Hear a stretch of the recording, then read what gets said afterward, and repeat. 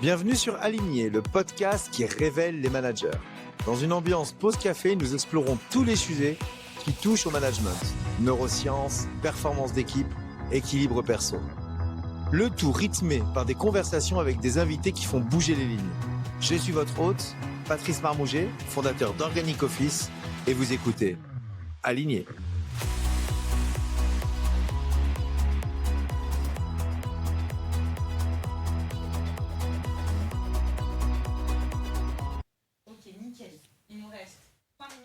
Il y a des outils qui changent la façon dont on se voit. Et puis, il y a ceux qui changent la façon dont on voit les autres. Et donc, la façon dont on les accompagne. Mon invité, aujourd'hui, a créé un outil qui permet les deux, le GRI. Il est devenu une référence dans le monde du management, du coaching et du développement humain. Utilisé par des milliers de praticiens à travers le monde, il repose sur une idée simple mais puissante.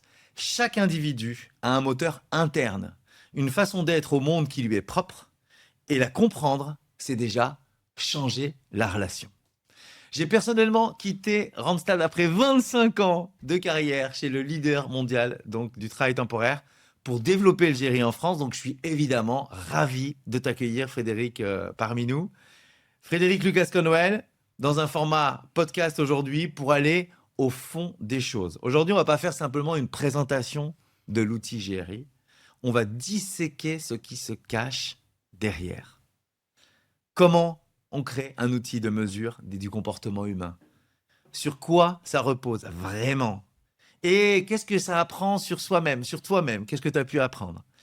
Même la personne qui l'a inventé, est-ce qu'elle a appris des choses? On verra ça en fin de podcast. Est-ce qu'elle a appris des choses grâce à son outil, le GRI? Frédéric, bienvenue sur Aligné. Merci Patrice. Je suis ravi de t'accueillir, évidemment, pour ce podcast. C'est le 4e podcast d'Aligné.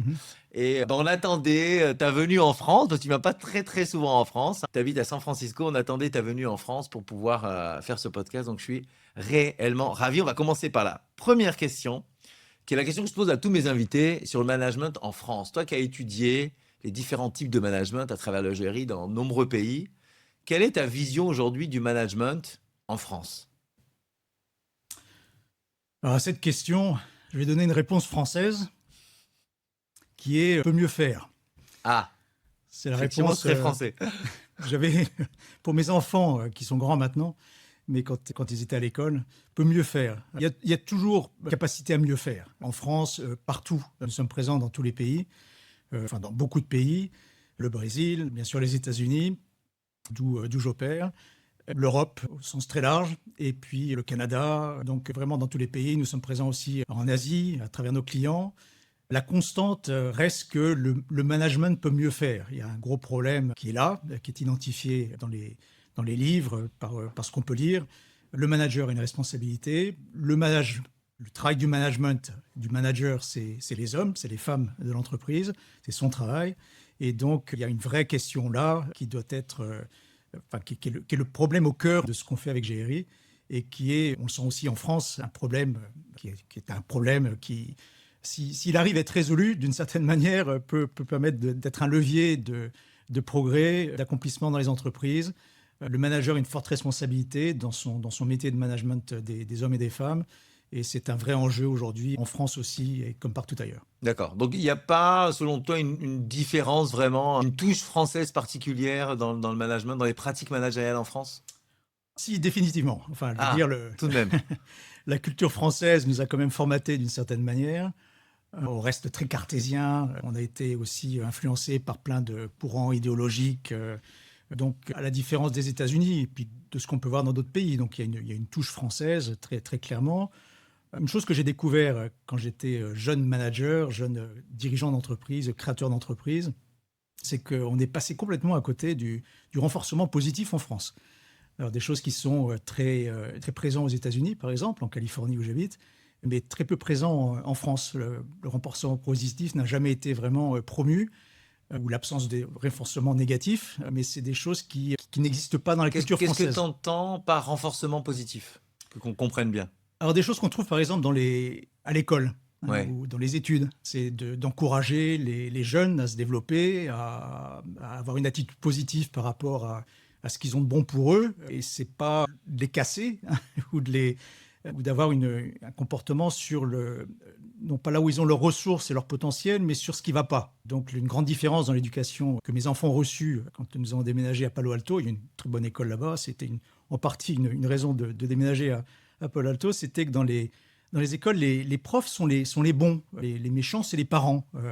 Les bons parce que les profs sont là pour aider les enfants à se développer. Et encourager. Et les encourager, les supporter, en étant positifs par rapport à leur capacité de se prendre en main, de se développer. Alors, c'est deux choses qu'on retrouve après dans le management. Le management n'a jamais été aussi forcément influencé par ce courant-là, mais c'est aussi des choses qu'on renforce dans nos formations, dans ce qu'on fait avec le GRI, c'est la puissance du renforcement positif qui est dur pour un manager. C'est être capable de donner 5 renforcements positifs pour un renforcement négatif. Il y a toujours des choses négatives qui se passent. Mais c'est 5 pour 1, c'est pas 1 pour 1. Bon. Mais dans l'éducation, même chose, et on retrouve ça dans le management, cet aspect d'absence de cette approche de renforcement positif. C'est très vrai, on va chercher l'axe d'amélioration et appuyer sur cet axe d'amélioration. C'est très français, effectivement. Et effectivement, peu sur le renforcement positif. Ok, d'accord. Le GRI, ça on en parlera tout à l'heure, permet d'aller détecter au mieux les forces et puis de pouvoir les consolider. Tout à fait, ça s'inspire un peu de ça. C'est travailler sur les forces de chacun.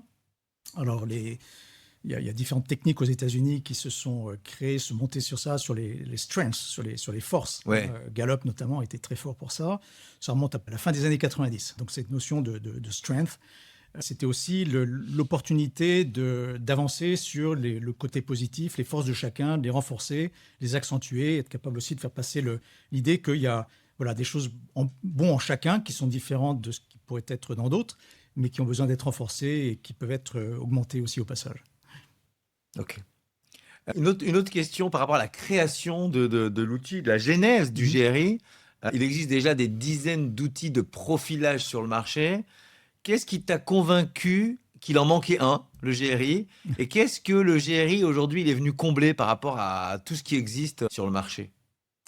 La mesure manquante, The Missing Metric, c'est comme ça que tu as appelé ton bouquin. Donc, c'est quoi la mesure manquante? Je pense que c'est en partie le résultat de mon expérience. J'ai commencé une entreprise, j'étais relativement jeune, ignorant, à 26 ans. Je m'étais dit, j'étais dans le groupe Matra à l'époque, je revenais du Japon, où j'avais fait ma copée.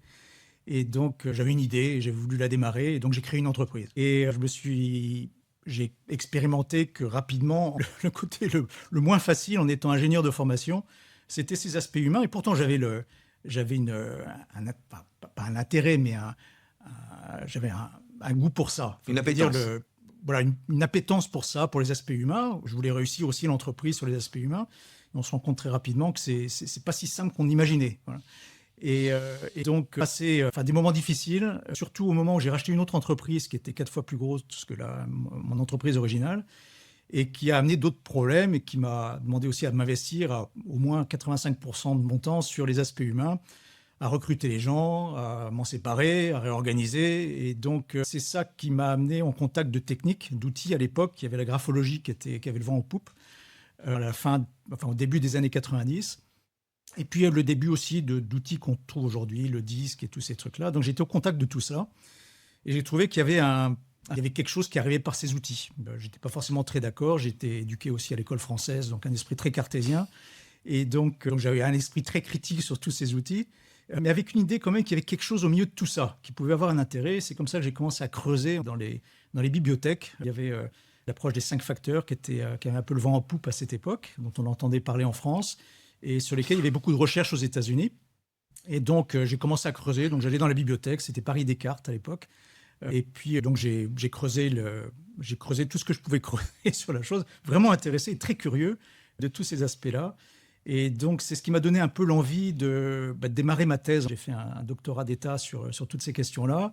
Suite à cela, suite à plein de questions que je me posais en bibliothèque et pour lesquelles il m'a semblé qu'il y avait besoin quelque chose d'un petit peu plus architecturé. Tu faisais ça, Frédéric, que je comprenne bien, tu faisais ça en plus de ton travail. Donc, tu avais monté ta société et en même temps, tu te dis, je vais m'intéresser au management et au... Alors, c'est arrivé progressivement. D'accord. En ayant mon entreprise qui était dans la technologie, j'ai revendu cette entreprise à une société qui était sur le marché, qui était beaucoup plus grosse. Et à un moment où je voulais sortir pour me consacrer à d'autres choses, justement ces aspects-là. Et donc, avec l'idée...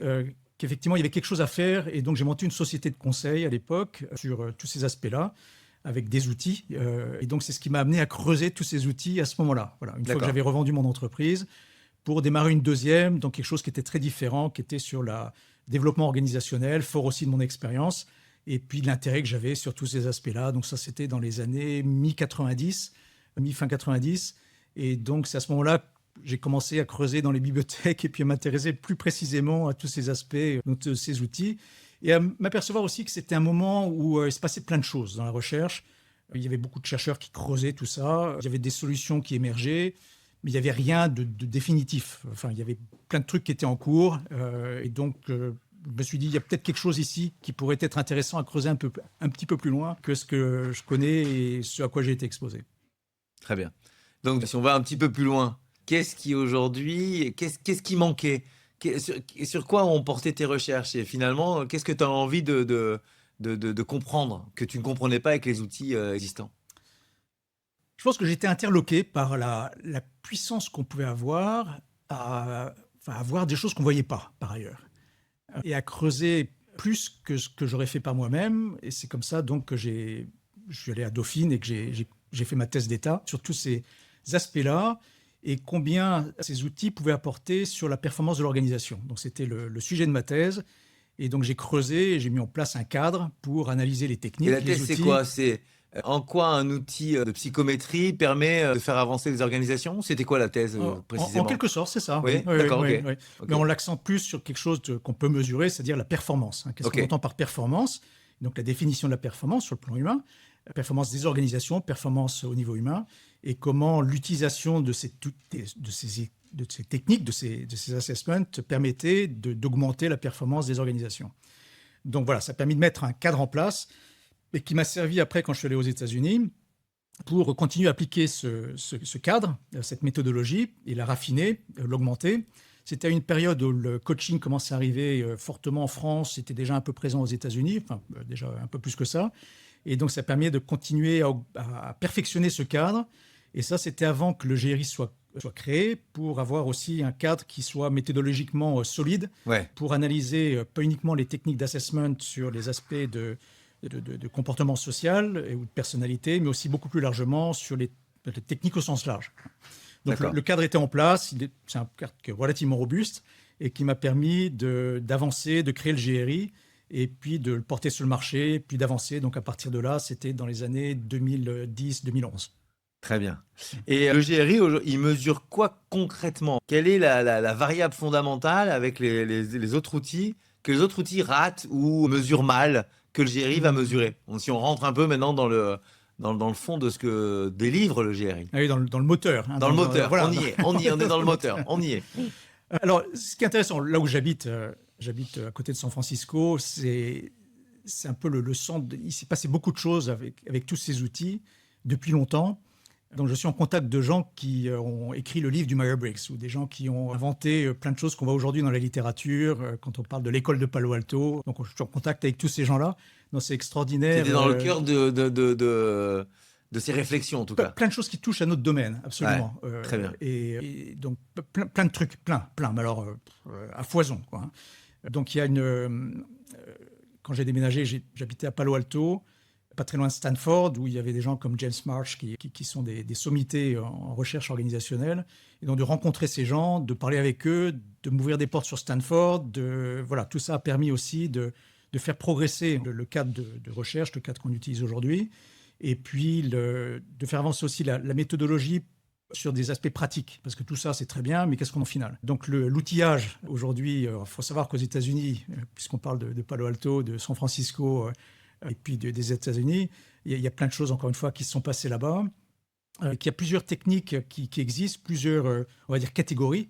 Donc, ce qui m'a permis des catégories, enfin, de voir bien les catégories. Donc, GRI se distingue par la catégorie dans laquelle l'outillage se trouve. Il y a beaucoup de techniques sur le marché, des choses très populaires en France qui mesurent des traits de personnalité.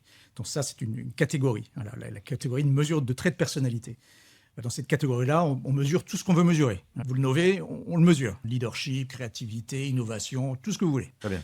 Bipolarité, tout. Enfin, que ce soit dans le sens clinique ou dans le sens pratique et positif, on mesure tout ce qu'on veut. Mais j'en parle de cette manière parce que toutes ces techniques-là sont d'origine plus côté psychiatrie et clinique que du côté entreprise et positif.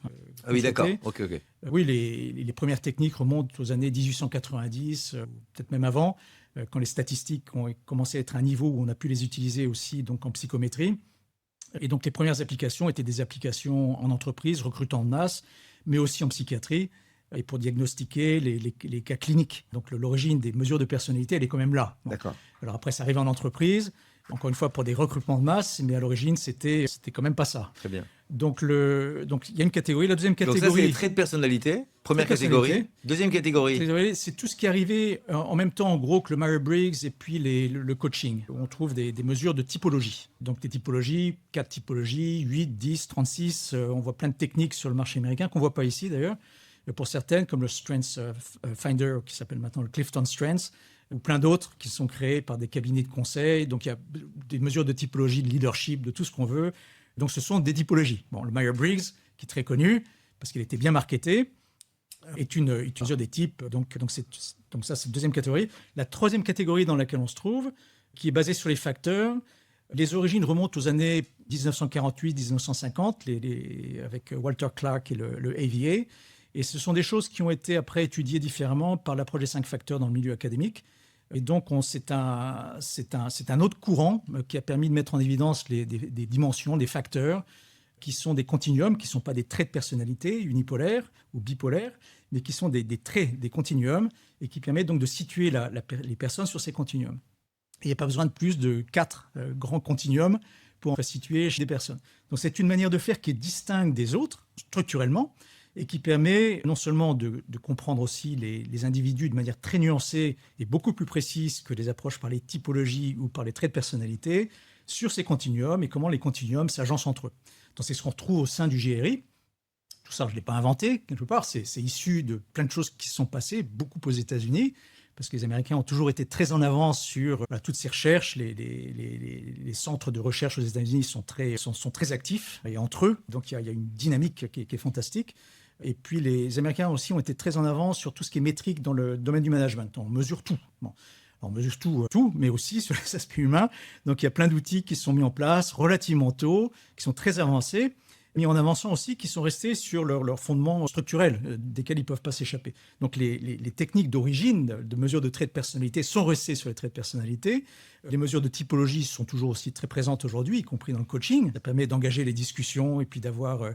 une entrée en matière qui n'est pas trop mauvaise, on va dire. L'approche des facteurs donne beaucoup plus de nuances et de précisions qu'on est incapable d'avoir avec les 2 autres approches, et qui permet notamment non seulement de mesurer le naturel de fonctionnement d'une personne, mais aussi sa capacité à s'adapter à l'environnement, au contexte, au job, et d'appliquer les facteurs. Et c'est là aussi où mes travaux ont porté sur pas uniquement apprécier les individus, mais aussi les jobs, les postes, les équipes, et donc les structures, l'organisation sur lesquelles ils viennent travailler. Donc mon travail a porté essentiellement à m'assurer que ces facteurs sont bien calibrés pour s'appliquer pas uniquement au niveau individuel, mais aussi au niveau des postes et l'organisation.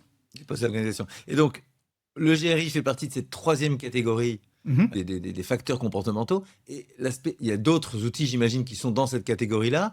Quelle est la spécificité dans la genèse de GRI, avec les gens avec lesquels tu as travaillé, du GRI, dans cette troisième catégorie? Qu'est-ce qui fait la différence du GRI dans cette troisième catégorie? Pourquoi c'est le meilleur outil? C'est ça.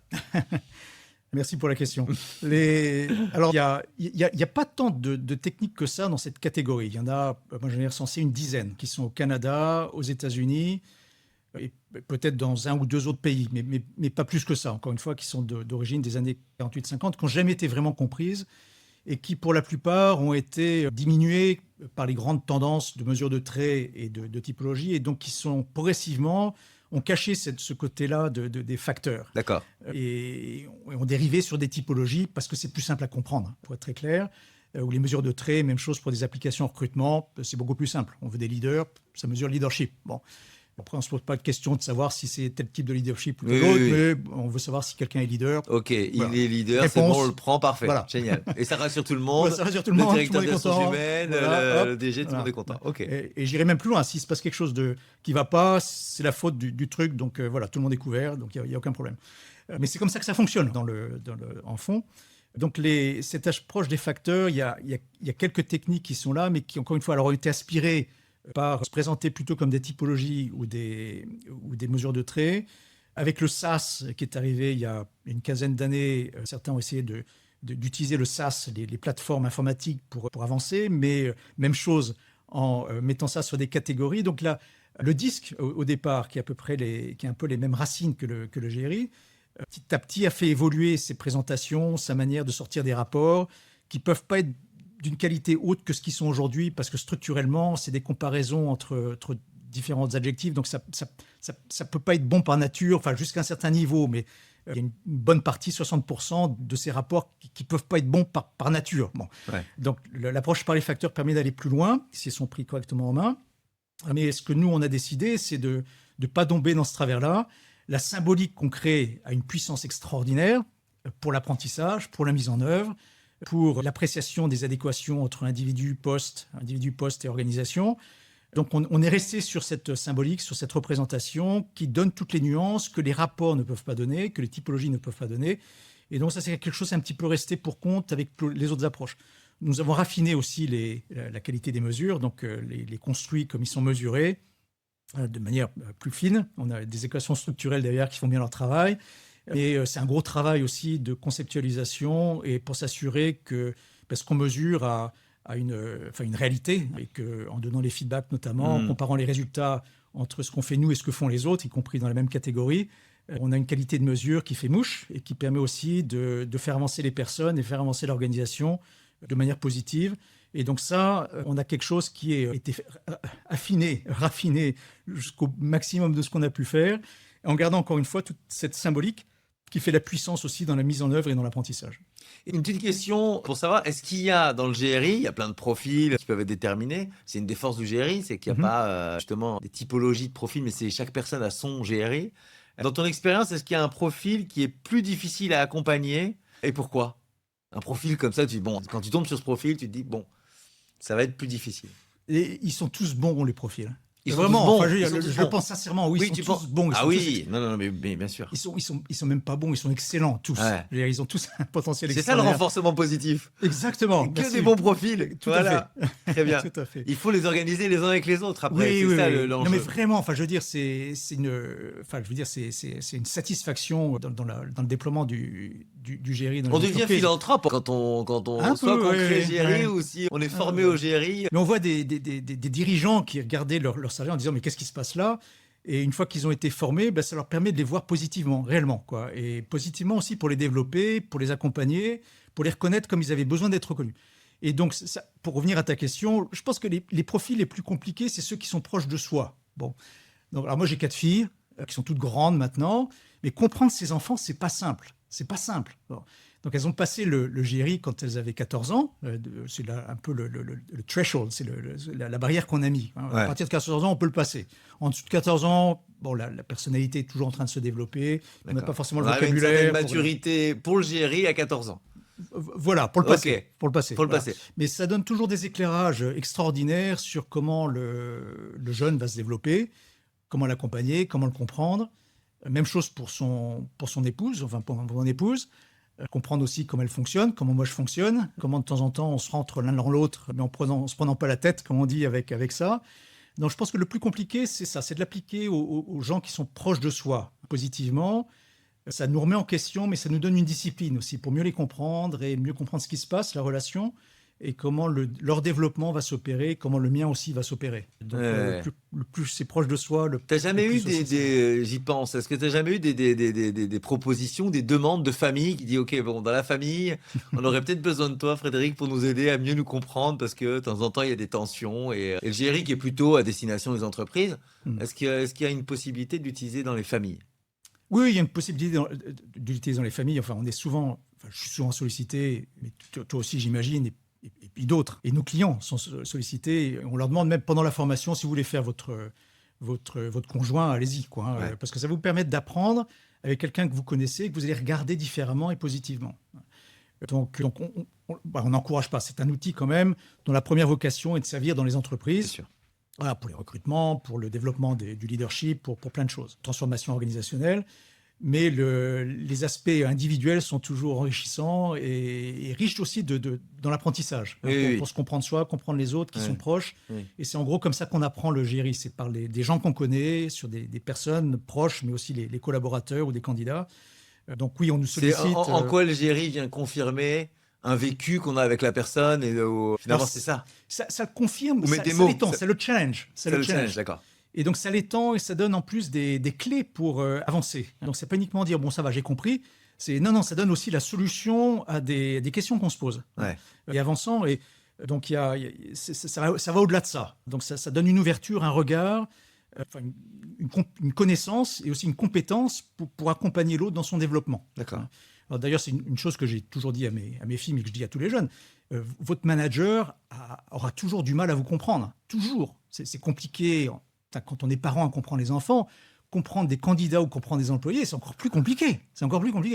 Donc, eux, pour vous comprendre, c'est compliqué. Donc, n'hésitez pas à partager votre profil, ce que dit le GRI sur vous, avec eux ou elles, pour accélérer cette compréhension qu'ils peuvent avoir de comment vous fonctionnez et comment ils doivent vous prendre en main, parce qu'ils ne savent pas en gros. Ils ne savent pas. Alors, ils ne vont pas vous l'avouer, parce que c'est leur métier de le savoir.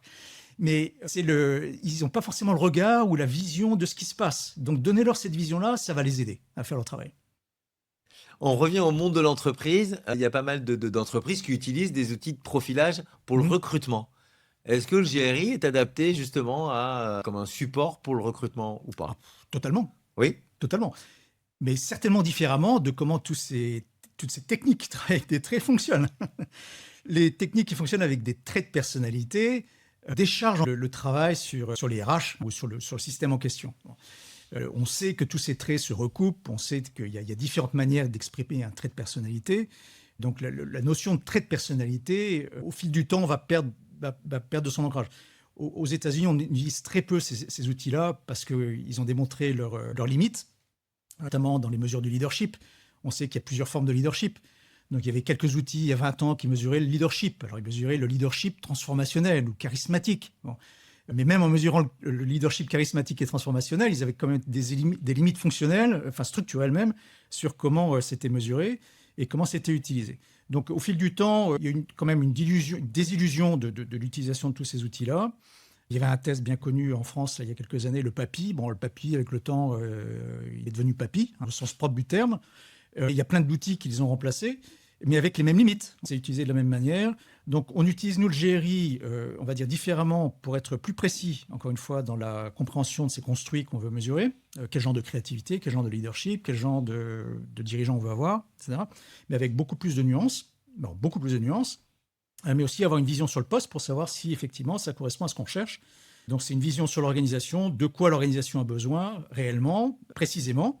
Et est-ce qu'on a un alignement entre ce que la personne va donner et puis ce que l'organisation a besoin. D'accord. Bon, voilà. Alors après, s'il y a un écart, on va essayer de le combler ou peut-être que finalement, il ne faut pas le combler, aller rechercher un autre candidat. Mais ça permet de se poser les bonnes questions au bon moment, tôt, et de se servir de l'information sur quelque chose aussi qui fonctionne rarement avec tous ces outils qui mesurent des traits de personnalité, c'est sur l'accompagnement de la personne recrutée dans le poste pour mieux comprendre le candidat dès le départ, mais le comprendre au sein de l'équipe. Pourquoi faire des travaux d'équipe alors qu'un an après ou 6 mois après que la personne soit rentrée dans l'équipe, si ça peut être fait au début? Bon. Donc le GRI sert à cela, sert à mieux comprendre le candidat dès le départ, mais le faire comprendre par son dirigeant, le faire comprendre au sein de l'équipe pour favoriser aussi l'intégration. Pour ajuster le cas échéant pour l'aider, pour l'accompagner dans les comportements qu'il doit. Absolument, et dès le départ. Dès le départ. Sans perdre de temps.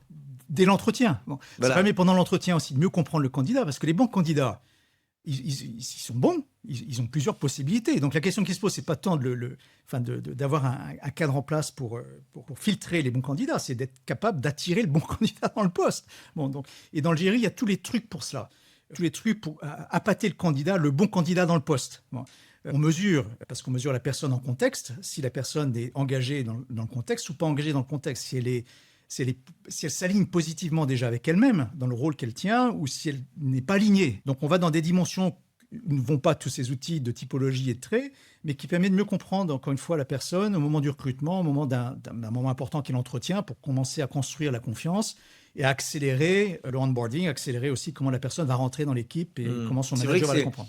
C'est vrai que tu as raison, pour un talent, c'est aussi très rassurant de savoir que son profil GRI va correspondre à ce qui est attendu sur le Mhm. poste et par l'organisation. Donc Tout à c'est fait. dans ce sens-là. Tout à fait. Puis aussi, pour être bien compris au moment du recrutement. Combien maintenant on voit des conseils qui sont donnés aux candidats? Ben oui, il faut interviewer le manager pour savoir avec qui vous allez travailler. Bon, donc ça permet déjà, dès le départ, avec le manager, de créer un terrain de confiance avec le candidat pour lui dire, en gros, je vous comprends, voilà comment vous allez fonctionner, voilà comment on va travailler ensemble, voilà qui je suis, et on va faire du mieux qu'on peut pour réussissiez dans le poste. Voilà, donc ça donne tous ces trucs-là. Et la question en finale, c'est d'accélérer C'est ça. ces aspects-là. C'est de pas attendre 6 mois pour se rendre compte que le candidat va pas. Alors je dis pas que le GRI voit tout. Il voit certaines choses qui sont impossibles à voir autrement. Mais ça donne des trucs pour réussir, pour faciliter la réussite. Et puis condenser aussi, accélérer la prise en main des L'intégration. candidats et Ouais. l'intégration, éviter les échecs. J'ai une question maintenant sur les limites de l'outil, parce qu'il y a certainement des limites. Le GRI ne prédit pas tout. Qu'est-ce qu'il ne mesure pas ou mal, et qu'est-ce qu'il faut aller chercher ailleurs? Alors, il mesure ça. Enfin, il mesure pas le reste. Donc, on est relativement très clair sur ce qu'on mesure et ce qu'on mesure pas. On mesure le comportement social. Point. On mesure pas la personnalité. La personnalité est un concept beaucoup plus large qui inclut plein d'autres choses. Donc, nous, on mesure le comportement social. Donc là, on est très, très bon. On est très, très bon. Et ça permet d'éclairer toutes les autres parties qu'on mesure pas, qu'on veut pas mesurer, éventuellement qui sont plus simples à mesurer. Les questions d'intelligence ou d'habileté sont plus faciles à mettre en évidence à travers l'entretien ou à travers le curriculum de la personne. Mais on va pas sur la notion de valeur, qui est quand même très différente, sur l'expérience de la personne, sur tout ce qu'on peut aussi apprécier par un scan social de la personne. Donc voilà, tous ces autres aspects qui sont bien, qui sont importants, on les considère avec importance, mais on n'a pas... voilà, les limites, je pense qu'ils sont des bonnes limites. C'est de dire, on s'en tient à ça, et on veut pas aller on veut pas déborder sur tout ça parce que c'est pas tout ça, on va le faire quoi. Mais c'est pas donner d'autres mesures en plus que Complètement. ça. Donc on est se sur le focalise. comportement Voilà. social, focalisé là-dessus, une pertinence et une profondeur. Et on est souvent encouragé à oui, mais il faut mesurer d'autres trucs. Je dis, oh là là, non, déjà on a beaucoup à faire avec ça. Donc on se fixe là-dessus, et déjà qu'on fasse le mieux de tout ça parce que c'est une mine de renseignements, Ouais. et donc de le valoriser, de bien l'utiliser, c'est notre focus. Une question sur l'évolution de profil. Est-ce que le profil d'une personne, dans le temps, peut changer? Est-ce qu'il change ou pas, ou est-ce qu'il reste structurellement stable? Alors, à cette question, j'ai une réponse de Normand. Ah, peut-être bien que oui, peut-être non. D'accord. Donc les deux à la fois. Ouais. Les deux à la fois. Alors je suis 50% normand, donc je me permets d'avoir cette réponse. Mais alors, oui et non, oui et non. Généralement parlé, non. Enfin, je veux dire, le profil change peu, mais c'est ce qui fait sa force, et pourquoi aussi on s'en sert comme on s'en sert. Enfin, je veux dire, si on n'avait pas cette stabilité, on ne serait pas à se poser la question ni à se voir là en ce moment. Donc il y a quelque chose au cœur de la personnalité, ce qu'on a isolé sur le comportement social, qui est relativement stable. Et le mot relativement est important. Donc on s'aperçoit, quand on refait passer le GRI à la même personne au bout d'1 an, 2 ans, 3 ans, 5 ans, 10 ans, que la plupart du temps, ça bouge pas. Ça bouge pas. Ça bouge pas. Mais alors, il faut aussi qu'on mesure pas uniquement ça dans le GRI, on mesure aussi comment chacun s'adapte à l'environnement. Ça, par contre, si l'environnement change, Si l'environnement change, la personne change. Voilà. Donc cette partie-là change beaucoup plus fréquemment. Elle change quand on change de poste, elle change en fonction du changement de l'environnement. Combien l'environnement stimule ou stimule pas la personne, tout ça, ça change. Bon. Mais le naturel, et on fait des statistiques par rapport à ça, et c'est important, alors aussi pour plein d'autres raisons, aussi pour le recrutement, puisqu'on se posait la question par rapport au recrutement, et en plus, encore plus aux États-Unis, où on met en évidence, ça se mesure très facilement par les statistiques, combien le profil ne change pas plus que ça. Bon. Donc il ne change pas plus que ça. Ça veut dire qu'aussi, il y a quelques personnes pour lesquelles ça change, bon, dans certaines proportions. Bon. Mais on va dire que c'est 5%. Voilà. Donc il y a 5% qui vont éventuellement changer de manière radicale pour plein de raisons. Bon. parce Et que c'est relativement rare. des accidents de vie, Même, je dis, Oui. l'accident de vie, ça ne va pas forcément changer parce que plein de raisons, Oui, ça change. il n'y a pas une tendance, c'est un peu compliqué de dire. Mais une infime partie, ça peut changer. Pour une infime partie de personnes, ça pourrait changer. Ça Ouais. pourrait changer. Voilà. Ouais. Mais pour la plupart, et la plupart, c'est 75 à 80%, mais on a les chiffres précis par rapport à ça change relativement peu. Mais il n'y a pas besoin que ça change non plus. Si les gens s'apprécient comme ils ont besoin d'être appréciés, Il n'y a pas besoin que ça change. Le gazon est toujours plus vert ailleurs. Déjà appréciez là où vous êtes. Mais c'est le message aussi qu'on fait passer pendant les formations, pendant les déploiements. C'est déjà apprécier chaque personne avec la capacité qu'elle a. Et donc, c'est pas nécessaire forcément de changer de tout ça. Vous pouvez vous adapter. Mais si vous adaptez, ça va coûter en énergie. Donc, on mesure ça, la taxe, on l'appelle en anglais. Energy tax, en français, on appelle ça le coût énergétique. Mais ça demande de l'énergie de s'adapter. Donc, ce qui fait aussi que chacun reste plutôt conforme à soi-même au fil du temps. Et donc, très simplement, par les statistiques, on met en évidence ces différents phénomènes et que le profil est relativement très stable pour la plupart d'entre nous. Est-ce que tu dirais que justement, si on limite ou on atténue cette taxe énergétique, finalement, on est dans un meilleur flow, inévitablement? Inévitablement, oui. Ouais. Oui, Voilà. totalement. Donc, plus on se rapproche de son profil naturel et mieux on se sent dans son travail. Est-ce qu'on peut le résumer comme ça? On peut le résumer comme ça. Mais c'est compliqué. C'est compliqué. C'est compliqué de le faire comprendre aux autres qui ont des profils différents. Donc, et pour un manager de comprendre le profil de ses collaborateurs, c'est pas simple. Voilà. Donc, être clairvoyant par rapport à ça, ça apporte une dimension en termes managérial qui est considérable, qui est facilitée bien sûr par l'outillage, qui pose pas autre chose que 2 questions. Bon, alors c'est pas le bout du monde. Par rapport à tous ces tests là qui mesurent des traits de personnalité qui prennent des heures, nous ça prend 10 minutes. Mais c'est 2 excellentes questions, pas uniquement bonnes, mais excellentes questions sur lesquelles on a pris des statistiques qui ont été raffinées au fil du temps. Alors c'est moi qui suis derrière les algorithmes, donc j'en sais quelque chose. Donc c'est beaucoup de travail, mais derrière on a quelque chose qui est relativement très très fin et qui prend pas plus de 10 minutes à obtenir. Bon. Donc ça permet d'avoir tout de suite, instantanément, pas uniquement pour les candidats, mais aussi les employés, les équipes, la compréhension de comment chacun a besoin d'être compris et différemment de soi en tant que manager. Et donc ça apporte aussi cette compréhension qui est nécessaire à la personne pour se développer. Et puis aussi pour le manager, pour comprendre que cette personne-là, peut-être qu'elle doit s'adapter au poste. Enfin, je vois surtout sur les conseils d'administration avec les dirigeants, on voudrait que le dirigeant soit comme ci, comme ça. La plupart du temps, c'est good luck, ça ne va pas se faire. Bon. Mais comprenez déjà comment le dirigeant fonctionne de cette manière-là. S'il faut compléter après par les équipes, complétons par les équipes. Mais si vous voulez demander à ce que ce dirigeant-là se comporte de manière charismatique, alors allez-y avec le coaching, allez-y avec toutes les transformations que vous voulez, mais bonne chance avec ça. Et ce n'est pas forcément le bon calcul pour la personne. Parce que ça va lui demander, encore une fois, un coût énergétique et qui n'est pas forcément souhaitable pour son bien-être, pour sa satisfaction, et donc, pour l'entreprise. C'est pas souhaitable pour lui, au final, c'est l'organisation qui est en pâtit. C'est l'organisation qui est en pâtit. Il y a certainement de meilleurs calculs à faire et de meilleures choses à faire que ça. Si le dirigeant convient pour plein d'autres raisons dans ce poste-là, il y a peut-être une autre stratégie à avoir au niveau de la composition de l'équipe pour faire prendre certaines parties par d'autres et avoir une composition qui correspond aux enjeux de l'entreprise. Mais mettre tout sur le dirigeant, ce n'est pas forcément le bon calcul. C'est tout l'enjeu de ce que tu appelles la diversité silencieuse, Absolument. De faire en sorte que les gens soient complémentaires les uns avec les autres. Et une bonne équipe, c'est avant tout une équipe diverse, si je puis dire. Absolument. La diversité silencieuse, on la trouve très souvent au sein des conseils, des équipes dirigeantes, au sein des. Voilà, on dit en français, je trouve plus mes mots en français de temps en temps. Ouais. Et donc, au niveau exécutif, aussi au niveau des boards, il y a des équipes, et typiquement celles-là, qui doivent être variées en termes de profil. Et la variété silencieuse, comme on l'appelle, parce qu'on ne la voit pas forcément tout de suite, mais elle finit par devenir évidente, notamment quand on a les profils des personnes. Donc ça permet d'avoir une variété qui facilite la communication, les prises de décision, qui accélère les prises de décision et qui fait que les décisions sont bien prises, mais aussi bien communiquées, et avec l'équipe dirigeante et l'exécutif qui a besoin après de relayer et de faire avancer tout ça. Donc ça leur donne une vision sur comment avancer de manière plus clairvoyante, mais aussi plus efficace et plus pragmatique sur leurs problématiques. Ça passe très souvent par la variété. Tout ce qu'on a mis en évidence, et nous avons un projet de recherche sur les équipes de conseils d'administration, les boards of directors.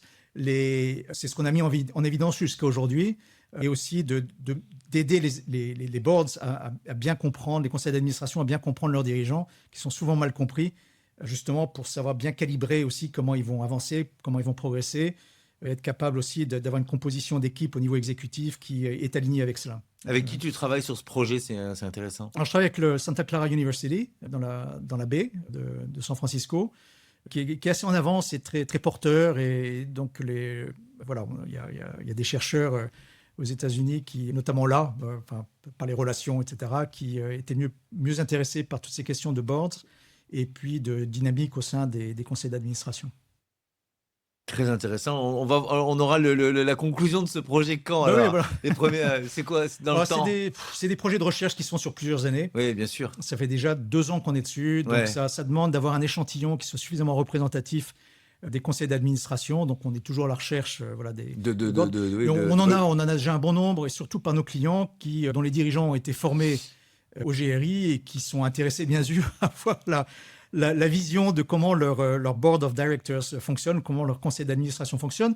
Pas pour être voyeur, mais simplement pour s'assurer qu'ils ont la bonne composition et que tout ça, ça va bien fonctionner avec eux pour avancer dans le sens où l'entreprise a besoin d'avancer. Toujours encore une fois, et tu le dis assez souvent, de manière positive. L'idée, c'est effectivement de voir positivement on peut faire avancer les choses pour que ça se passe bien. Oui, positivement par rapport à l'organisation. Oui, L'organisation est une entité morale et l'organisation a ses besoins à elle sur son marché, dans son industrie. Et donc, c'est comprendre ce fonctionnement-là pour s'assurer qu'elle a les ressources, l'organisation, pour avancer de manière consistante et dans le temps pour atteindre ses objectifs. très bien. Tu as créé l'outil GRI, tu as découvert à un moment donné, grâce à cet outil, ton profil. Est-ce qu'il y a des choses qui t'ont surprise et en quoi ça t'a aidé toi personnellement? Alors c'est une question qu'on ne te pose pas souvent, je pense, mais moi elle m'intéresse. Ah, écoute, Patrice, c'est un excellent profil. Ah, le tien? Le tien, le mien, bien sûr. Ouais. Mais les profils sont tous excellents. Ouais. Donc déjà, Ah oui. j'espère. Donc le On tien va aussi. commencer par le tien. D'accord. Ça a été le premier profil, tu dis, mais je vais continuer avec le GRI. Oui, alors j'ai repassé le GRI tous les ans, de manière systématique, pour déjà bien. m'assurer sur moi des preuves de ce qu'on disait, Ouais. avant de prendre des échantillons un petit peu plus variés que moi-même. Et donc ça permet d'être mieux conscient de ma manière d'opérer. C'est très difficile de faire ce travail-là. Enfin, je vois pas uniquement pour moi, mais pour tout le monde. Donc j'ai le profil que j'ai. Bon, je vois dans les relations de couple, bien sûr, ça joue. J'ai une épouse qui a le même profil que moi. Alors de temps en temps, on se bagarre, mais on sait que c'est comme ça. Bon. Donc ça permet d'en être conscient. Mais sur le moment, c'est des choses qui arrivent et dont on n'est pas forcément conscient. On se dit, oulala, bon, c'est mon facteur 1 qui est à l'œuvre là. C'est peut-être pas forcément approprié. Bon. Donc ça permet d'avoir une meilleure compréhension de soi, une meilleure discipline par rapport à soi-même, que j'aurais pas eu sans ça, et pas uniquement envers moi, mais aussi envers mes relations, et y compris avec mes enfants, puis les associés, le réseau, et puis mes clients, sur mieux comprendre comment on peut avancer de manière constructive. Néanmoins, j'ai formé des psychiatres qui ne sont pas des psychologues, mais qui sont des psychiatres, donc qui médicalisent. Ce sont des médecins, il faut se rappeler, qui étaient absolument épatés par la capacité de cet outil à révéler autant en si peu de temps et de manière autant pratique. Il y avait une autre question. Est-ce que tu penses, on est encore en dehors du monde de l'entreprise, mais pas vraiment, que cet outil pourrait aider les jeunes dans leur orientation professionnelle? Ah, tout à fait, bien sûr. Oui. Totalement, pour leur donner et surtout les jeunes. Les jeunes ont besoin de direction. Ils ne savent pas, ils découvrent, ils savent, ils pensent qu'ils savent, mais ils ne savent pas. Bon. Et donc, ça leur donne un fil conducteur sérieux, crédible, qui leur donne quelques trucs dans leur parcours, dans les décisions qu'ils vont prendre. Et donc, toutes les expériences qu'on a auprès de jeunes, adolescents de 14 ans, mais 18, 19, 20, qui font leurs études, qui sont à l'université, ça leur donne des points de repère pour prendre leur développement en main, être rassurés aussi par rapport à qui ils sont, et comment ils vont progresser dans ce monde changeant dans lequel finalement ce qu'ils ont là, il faut qu'ils le valorisent, parce que ça fait... Encore une fois, de bien connaître leurs forces. C'est ça, exactement, oui. Oui. Et de ne pas se laisser influencer si on leur dit des trucs qui ne vont pas dans ce sens-là. Il y a tellement d'outillages ou de techniques qui vont dans le sens de « oui, vous êtes là, je vais vous amener là ». C'est toute une économie qui fait de ça. Bien sûr. C'est dire peut-être. Ouais. Peut-être. Ouais. Mais à un moment donné, j'ai entendu un truc qui m'a parlé de moi et qui m'a dit que j'étais bien comme ça, et puis finalement, je suis tout bien comme ça. Voilà. Mais si je veux le faire, je vais le faire. Mais en connaissance de cause. En connaissance de cause, en étant conscient que mon naturel, il n'est pas forcément là, et qu'il y a peut-être d'autres métiers qui vont m'intéresser plus que celui-là. D'accord. Une dernière question, Frédéric, que je pose à tous mes invités. Toi, pour rester aligné, qu'est-ce que tu fais? Pour rester aligné, ou pour te sentir aligné, on va dire ça comme ça. Qu'est-ce que tu fais pour te sentir aligné? Pas facile. Qu'est-ce que je fais? Non, c'est pas facile. À part refaire ton GRI tous les ans. Mais... Oui, donc j'ai une chose, ça. Bon, mais c'est, je pense, continuer. Enfin, chaque nouveau client, chaque associé, chaque occasion, on apprend quelque chose. Donc c'est continuer à apprendre sur soi par différence, à enrichir le dialogue que j'ai avec moi-même sur comment tout ça fonctionne, en enrichissant voilà, toutes ces expériences qui arrivent et qui sont à chaque fois passionnantes. Alors, il y a plein d'histoires. J'ai bien rencontré cette histoire-là dans l'aviron, mais donc, je suis en train de finir cette étude-là sur cette équipe d'aviron qui a réussi de manière extraordinaire. Donc, travailler sur toutes avec ces athlètes pour comprendre tout ça, c'est un bonheur à chaque fois. Donc, c'est aussi un travail sur soi pour comprendre voilà, comment ça peut être pris en main, comment le GRI peut continuer à évoluer dans le temps à travers le réseau qu'on met en place, à travers les différents projets qu'on initialise. Là, on a un projet de livre sur les US qui est un gros projet. Enfin, aux US, en tout cas, c'est un gros projet. C'est un gros projet marketing, c'est un projet de conceptualisation. Sur le GRI. Sur le GRI. Et donc, tout ça, voilà, ça permet de continuer à avancer et puis c'est enrichissant au passage. Donc, toujours, je veux dire, très impliqué et enthousiasmé par tout ce qu'on met en place. Merci Frédéric. Donc, rester aligné pour toi, c'est rester en mouvement, si je comprends bien. Totalement. Merci beaucoup Frédéric. Merci pour tes questions. D'être venu, c'était avec grand plaisir. Merci d'être venu sur Aligné. Merci Patrice. On n'oubliera pas ton passage. À bientôt.